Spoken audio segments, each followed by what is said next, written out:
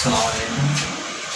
দেখো, আমাদের ক্লাসটা যদি আপনাদের ভালো লেগে থাকে তাহলে আমাদের চ্যানেলটি সাবস্ক্রাইব করবেন, লাইক কমেন্ট শেয়ার দিয়ে পাশে রাখবেন, ঠিক আছে? দেখো, আজকের ক্লাসের মধ্যে আমরা কী শিখবো? চেঞ্জিং সেন্টেন্সের মধ্যে যখন তিনটা জিনিস আছে, এখানে প্রথমটা বলছে পজিটিভ করছে, এর মানে কি? এটা টলেস্ট আছে, এর মানে টল, টলার, টলেস্ট, ঠিক আছে? এবার ডিগ্রি হবে জানে টল, টলার আর হচ্ছে কি টলেস্ট, ঠিক আছে? তাহলে টলেস্ট আছে এর মানে কি? এটা যদি পজিটিভ, এটা কম্পারেটিভ, এটা হচ্ছে কি সুপারলেটিভ। মানে সুপারলেটিভ আছে আমাদের কি করতে হবে? পজিটিভ আনসার করতে হবে। তাহলে আমাদের দেখো প্রথমে যদি আমরা রুলসের মধ্যে পাইছিলাম কি, যদি ওয়ান অফ দি থাকে তাহলে ভেরি ফিউ দিয়ে শুরু হয়, ওয়ান অফ দি না থাকে তাহলে কি দিয়ে শুরু হয়? নো আদার দিয়ে শুরু হয়। তাহলে আমরা প্রথমে কি রাখবো? নো আদার লিখলাম আমি, নো আদার। তারপরে নিয়ম অনুযায়ী সুপারলেটিভ ডিগ্রির পরে হবে, সুপারলেটিভ ডিগ্রি ছিল কি? টলেস্ট। এর পরের অংশ কি?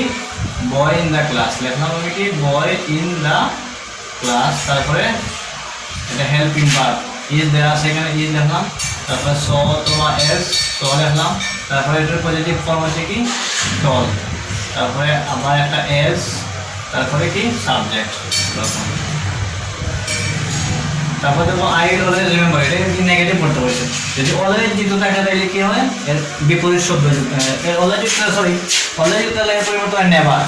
আর পরের যে অ্যাডজেক্টিভ থাকে এটার বিপরীত শব্দ। রিমেম্বার অর্থ স্মরণ করা, এর বিপরীত কি? ভুলে যাওয়া, ঠিক আছে? তাই আমরা কি লিখবো? আই উইল, অলওয়েজের পরিবর্তন লিখবো নেভার, রিমেম্বারের পরিবর্তন লিখবো কি?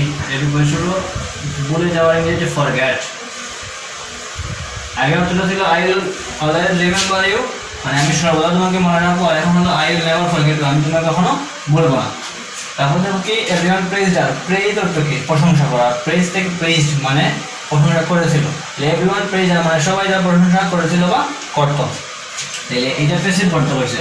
তাহলে এটার মধ্যে সাবজেক্টের থেকে এভরিওয়ান, প্রেইজ হচ্ছে মূল ভার্ব, হার হচ্ছে অবজেক্ট। এটা যদি আমরা সামনে আনি হারটাকে সাবজেক্ট হিসাবে, দিলে হার তাহলে সাবজেক্ট হিসাবে কি? সি।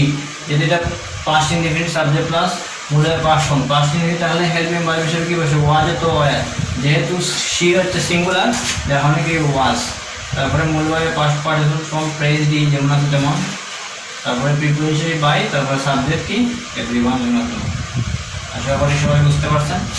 আমাদের ক্লাসটি যদি আপনার ভালো লাগে থাকে আমাদের চ্যানেলটি অবশ্যই সাবস্ক্রাইব করবেন, সাবস্ক্রাইব করে পাশে থাকবেন। সবাই ভালো থাকেন, সুস্থ থাকেন। আসসালামু আলাইকুম।